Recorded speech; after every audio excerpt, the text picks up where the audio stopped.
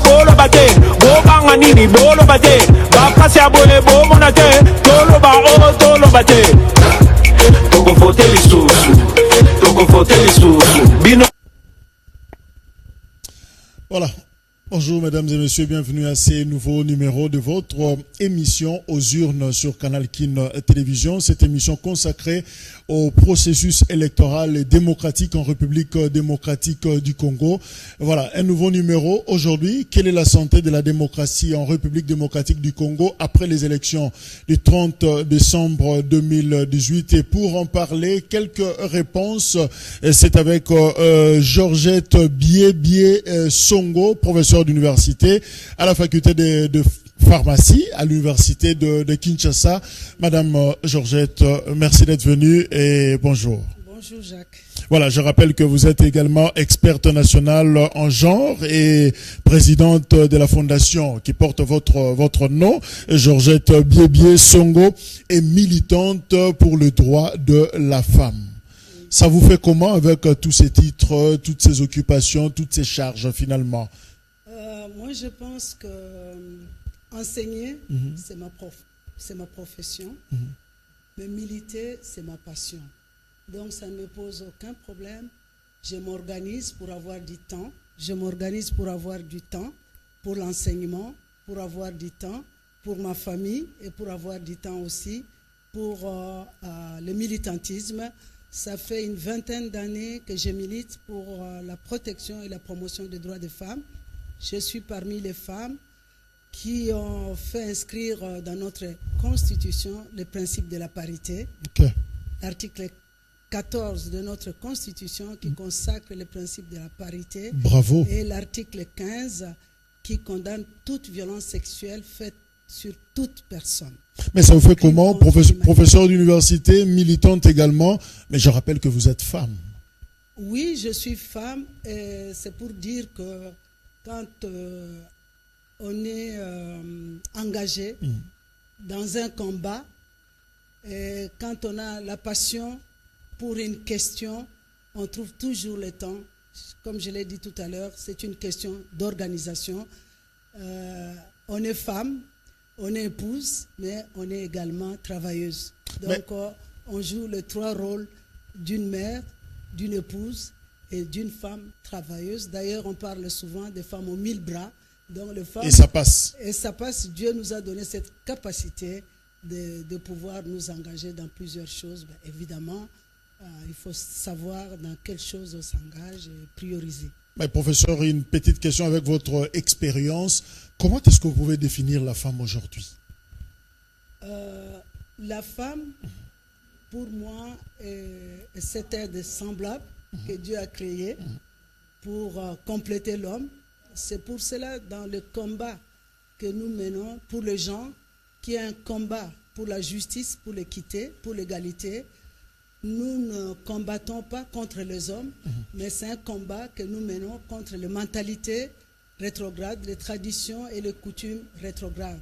Donc la femme, pour moi, c'est l'être que Dieu a créé pour compléter l'homme, pour qu'ensemble, ils puissent fonder un foyer ou ensemble, ils puissent travailler pour le développement, l'épanouissement de leur famille, du pays, de la nation. Merci de rapprocher le micro de votre bouche. Parlons politique à présent. Madame, je rappelle que vous êtes professeure d'université, vous êtes militante également. Alors, quel regard avez-vous sur les élections en République démocratique du Congo, les élections du 30 décembre, bien entendu? Et après ces élections, comment est-ce que vous appréciez de manière globale? Jacques, moi je suis une militante, j'ai milité plusieurs années avec mon mari, malheureusement qui nous a quittés, paix à son âme. Nous avons été tous les deux des militants contre la dictature de M. Mobutu. Plusieurs années, on était étudiants à Paris, on a milité à Paris, on a fait l'exil, donc on a toujours combattu la dictature. Et pour moi, la démocratie, le combat pour la démocratie, c'est un peu une partie de ma vie. Donc on a toujours milité, on était tous les deux, on était candidats en 2006 pour les élections législatives. Malheureusement, tous les deux, on n'a pas été élus. En 2011 encore, tous les deux, on était candidats aux élections législatives, on n'a pas été élu, mais on n'a pas baissé les bras. On a continué le combat. Malheureusement, en décembre 2018, il n'était plus là. Okay. Mais moi et mes enfants, nous avons promis devant son cercueil de continuer le combat pour la consolidation de la démocratie dans notre pays, pour la protection et la promotion des droits des femmes. Et en souvenir de son combat, je suis encore allé aux élections en décembre 2018. Oui, en 2018. Malheureusement, Jacques, je ne peux pas dire que la démocratie se porte bien dans notre pays, parce que les principes de la démocratie ont été bafoués dans notre pays. Les règles de la démocratie ont été foulées aux pieds dans notre pays.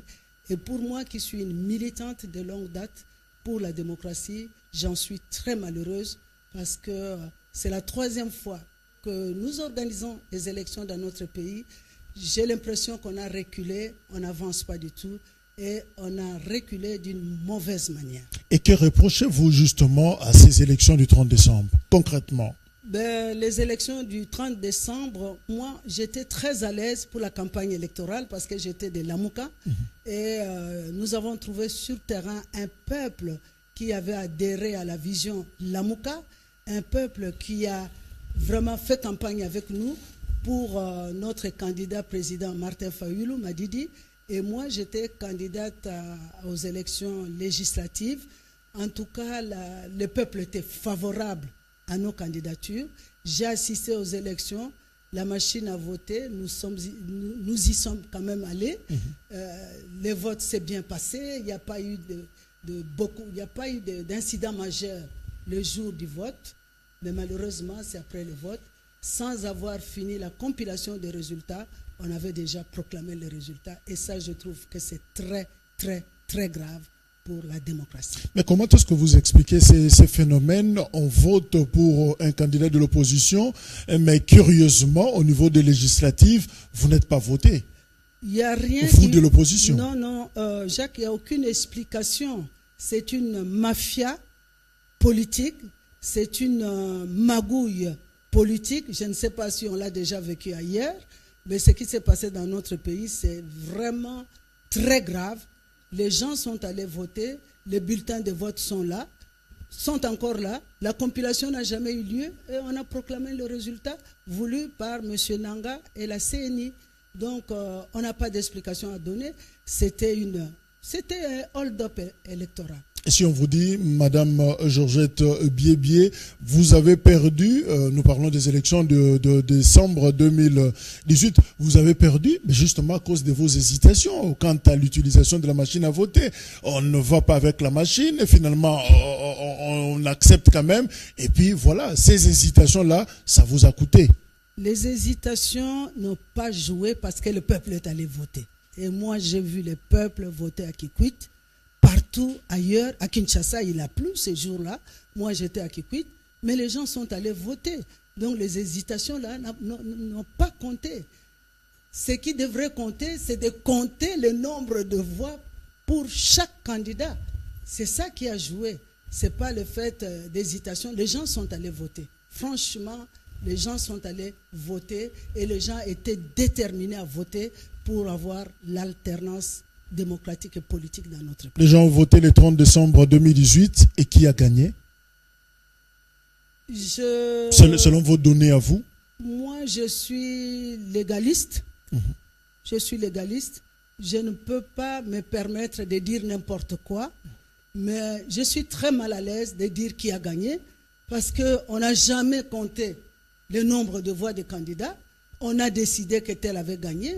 Alors, moi, je n'ai pas d'opinion à émettre là-dessus.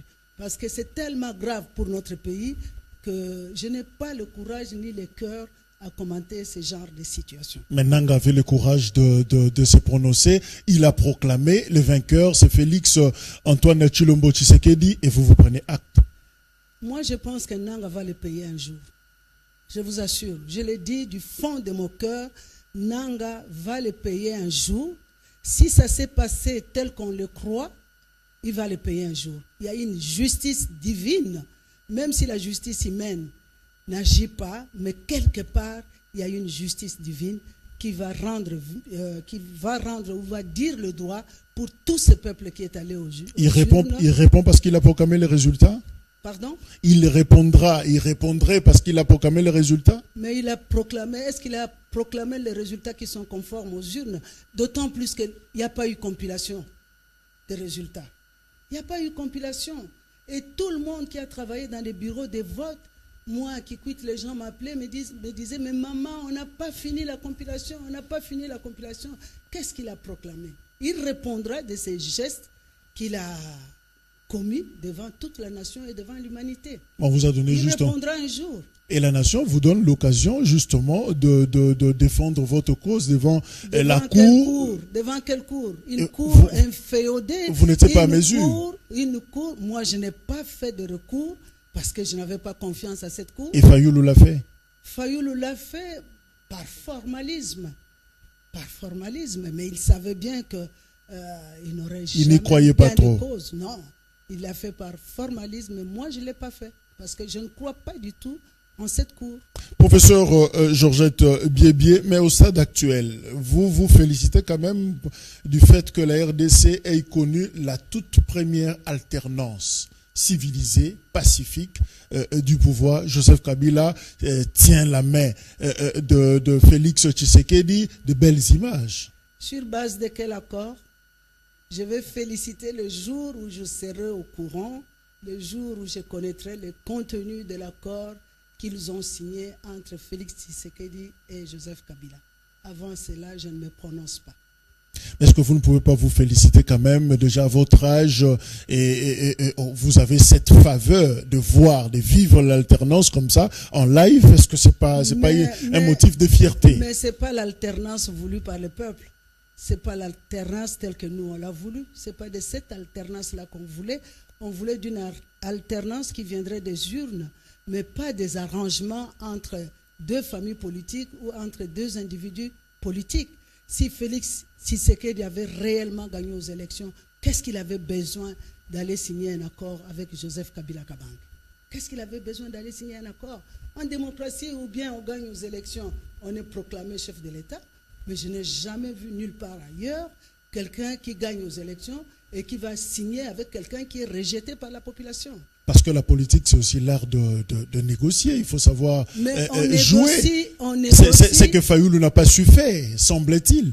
Mais on négocie pas après avoir été aux urnes. On proclame d'abord le résultat des urnes. Après, nous avons vu en France, il y a la coalition qui s'est faite, il y a des groupes parlementaires qui se forment. Mais c'est après avoir proclamé le résultat. Ce n'est pas avant d'avoir proclamé le résultat. Et je pense que Martin Fayoulou a bien fait de ne pas accepter d'aller négocier avant la proclamation des résultats.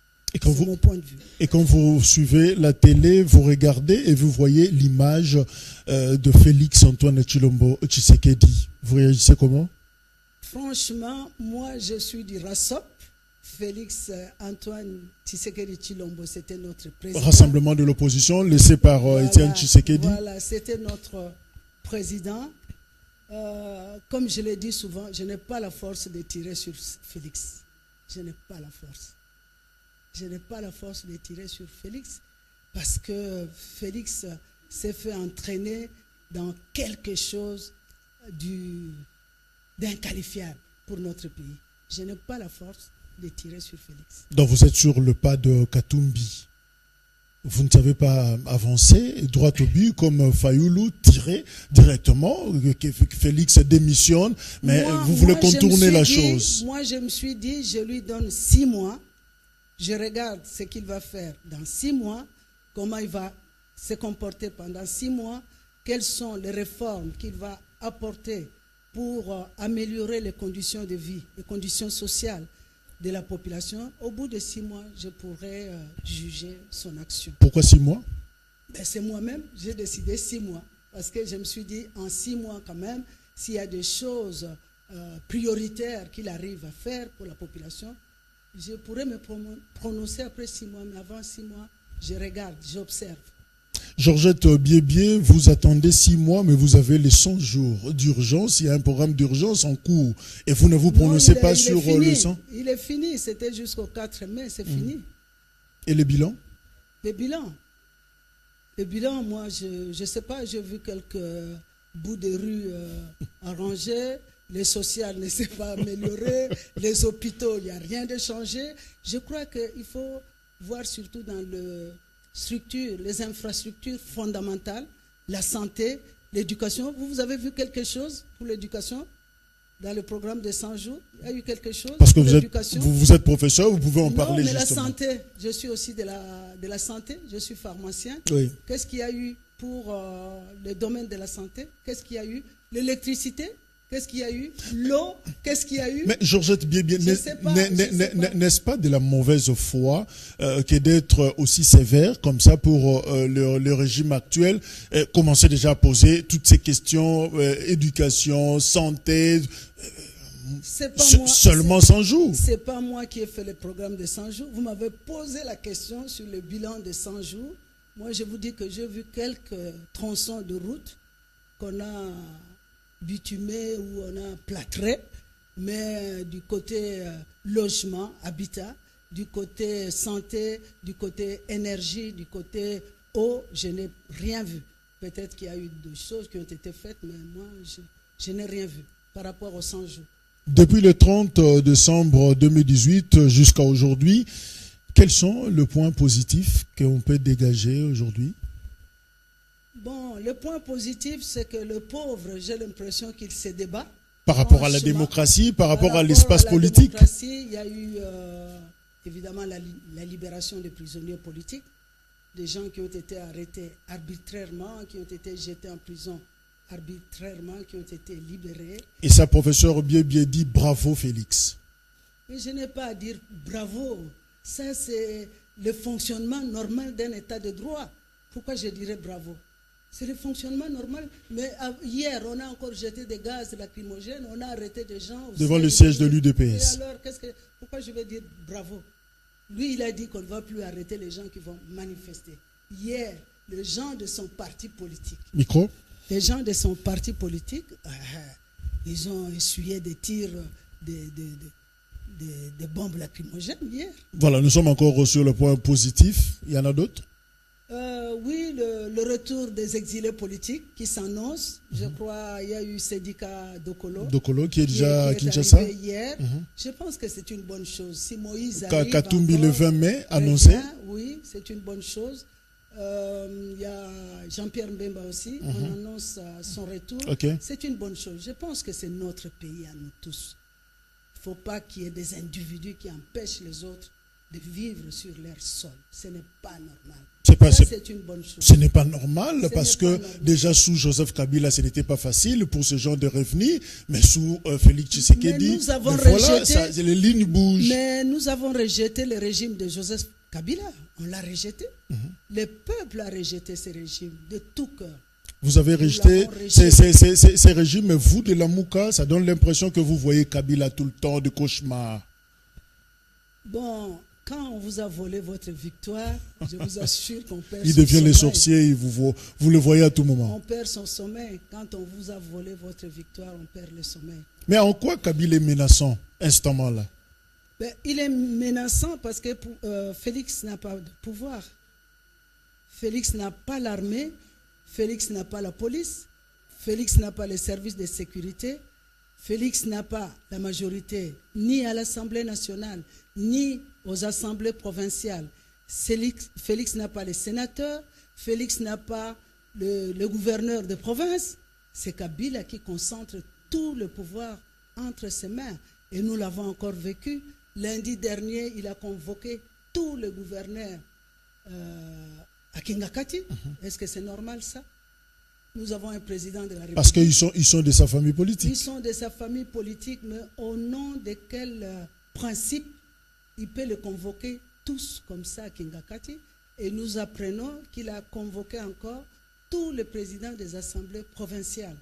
Alors, je ne sais pas, vous en tant que journaliste politique, comment vous jugez ces événements. Mais professeur, Mais pour nous, c'est menaçant. Mais professeur, oui, c'est vrai, Kabila se comporterait comme vous venez de les décrire. Mais que reprochez-vous à l'opposition? Est-ce la faute à Kabila ou la faute à l'opposition? Qu'est-ce qui vous a marqué? Qu'est-ce qui fait que Kabila revient en force?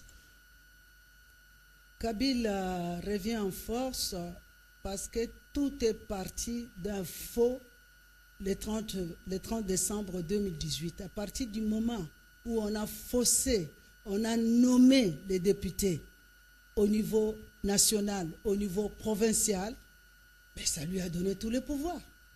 Ça lui a donné tous les pouvoirs. Parce que vous avez manqué de stratégie. Nous avons manqué de stratégie. L'opposition. Nanga, la CENI est entre les mains de Nanga, et Nanga fait ce que le pouvoir lui a demandé de faire. Qu'est-ce que l'opposition pouvait faire? Nous avons mobilisé nos militants. Ils étaient là, ils ont exprimé leur vote, mais leur vote n'a pas été respecté. Maintenant, l'opposition doit se réorganiser. C'est normal, nous avons reçu un grand coup, nous avons été foudroyés. Il faut que l'opposition se relève et se réorganise pour contre-attaquer cette dérive dictatoriale qui est en train de vouloir se réinstaller dans notre pays. Kabila est plus que visible, il devient fort, il a presque tout. Mais vous avez une recette pour déposséder Kabila? C'est le peuple qui doit s'élever. Hein. La recette, c'est le peuple qui dit non, qui doit continuer à dire non. Ben, je pense que, comme je vous l'ai dit, il y a Moïse qui revient, il y a Jean-Pierre qui revient. Les leaders de l'opposition doivent lever l'option par rapport au combat que nous devons continuer à mener contre la dérive dictatoriale qui cherche à se réinstaller dans notre pays. Et vous êtes d'accord avec Fayoulou que Félix doit démissionner? Ben, c'est son opinion, c'est son opinion, c'est son opinion. Vous ne voyez pas les choses comme lui, votre leader. C'est mon leader. Mais je vous ai dit que moi, je donne 6 mois à Félix avant de me prononcer. Mon leader s'est prononcé, moi aussi j'ai le droit de me prononcer. Et moi, je me suis dit, je lui donne 6 mois, je regarde comment il va faire, quelles sont les réformes qu'il va apporter. Après, je vais me prononcer. Et vous pensez que la Mouka a longue vie? La Mouka, c'est une plateforme qui est portée par le peuple. Je pense que toute chose qui est portée par le peuple a longue vie, je crois.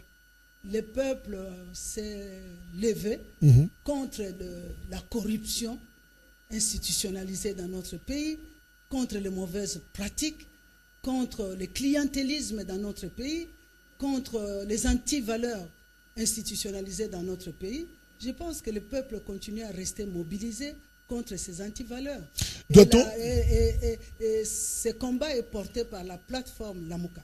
Doit-on demander à Félix de quitter le pouvoir ou carrément on devra opter pour l'opposition républicaine, quitter le pouvoir comme Fayoul le demande, ou l'opposition républicaine comme un Moïse Katumbi, ou carrément attendre 5 ans après pour relancer les choses? Moïse Katumbi s'est prononcé, Martin Fayoul également s'est prononcé, ce sont mes leaders. Mais moi, je vous ai dit que j'ai donné 6 mois à Félix avant de me prononcer. Mais je ne suis pas du genre à tirer à boulet rouge sur les institutions. Moi, j'observe ce qui se passe sur la scène politique. S'il y a des choses qui marchent, pourquoi pas? Si on nous augmente les salaires, moi je suis fonctionnaire de l'État, si on augmente les salaires, je vais applaudir, pourquoi pas? Si on fait les routes, si on arrange les hôpitaux, si on réhabilite les hôpitaux, les universités, pourquoi pas? Il est là pour travailler pour le pays. S'il travaille pour le pays, je vais applaudir. Pourquoi pas? Et vous avez dit que tout est parti d'un faux, le 30 décembre 2018. Le faux est là. Mais il vaut c'est mieux quoi? que le faux. C'est quoi le faux? C'est qui? Le faux, c'est d'avoir nommé des gens au lieu de proclamer le Qui a été nommé? On ne va pas revenir là-dessus. Les députés, la plupart des députés provinciaux, des députés nationaux ont été nommés. Vous le savez bien. Sauf le président. Le président, je me suis déjà prononcé là-dessus. Je dis que c'était Nanga proclamé des résultats qui n'étaient pas conformes aux résultats des urnes. Alors, comme vous l'avez dit, tout est parti de ces faux. Mais si les faux font des choses bien pour le pays, on ne va pas les rejeter. Est-ce qu'il y a moyen de rectifier le processus électoral en République démocratique du Congo et c'est un peu de revoir s'il faudra. Qu'est-ce qu'il faut changer dans la démocratie congolaise? Je pense qu'après la démonstration de ce que Nanga nous a fait, la première chose, c'est qu'il faut dissoudre cette CENI. Parce que c'est une CENI qui est FEOD. Cet expert électoral, il peut revenir. Il peut revenir, mais non. Le problème, la CENI doit être un organe consensuel. Tout le monde doit se retrouver en la CENI. Tout le monde doit avoir confiance à la CENI. Mais cette CENI-là, nous, l'opposition, nous l'avons déjà rejetée depuis longtemps. Donc, on ne peut pas continuer à parler de la démocratie dans notre pays, continuer à organiser des élections dans notre pays avec une structure qui est un FEOD, à un courant, à une composante démocratique de notre pays. On ne peut pas. Mais finalement, professeur, toutes ces commissions électorales à travers l'Afrique, ça porte quoi? Malheureusement, on ne peut pas organiser les élections sans la commission électorale. Malheureusement, on ne peut pas. Je pense que nous sommes dans un apprentissage. Nous allons continuer, mais au fur et à mesure que nous avançons, en principe, on devait rectifier les choses, mais dans notre pays, c'est la 3e fois que nous organisons les élections. Malheureusement, nous avons beaucoup reculé. On laisse au ministère de l'Intérieur, par exemple, traditionnellement, d'organiser les élections. Cette fois-là, on peut faire confiance. Le ministère de l'Intérieur, je crois, a toujours un organe qui organise les élections. Je pense. Mais ici, le problème, c'est pas la structure. Différent de la CENI. Ici, le problème, c'est pas la structure. Ce sont les animateurs qui se sont mal comportés. C'est pas la structure. Ce sont les animateurs de cette structure qui se sont mal comportés. Professeur Georgette Biébié Songo, si vous est demandé de sauver la démocratie congolaise, vous proposerez quoi? De respecter le principe de la démocratie. C'est tout. Quel est ce principe? Le principe de la démocratie, c'est d'abord l'alternance, assurer l'alternance politique. On assure l'alternance politique en organisant les élections chez nous tous les 5 ans. Et ceux qui sont au pouvoir doivent s'imprégner, doivent s'impliquer dans l'organisation des élections, doivent se mettre en tête qu'ils sont là pour 5 ans renouvelables une seule fois. On ne peut pas parler de la démocratie sans parler de l'organisation des élections pour assurer l'alternance démocratique. Et nous avons toujours dit que cette alternance démocratique peut venir de la majorité présidentielle, pourvu que les élections soient crédibles, transparentes et libres.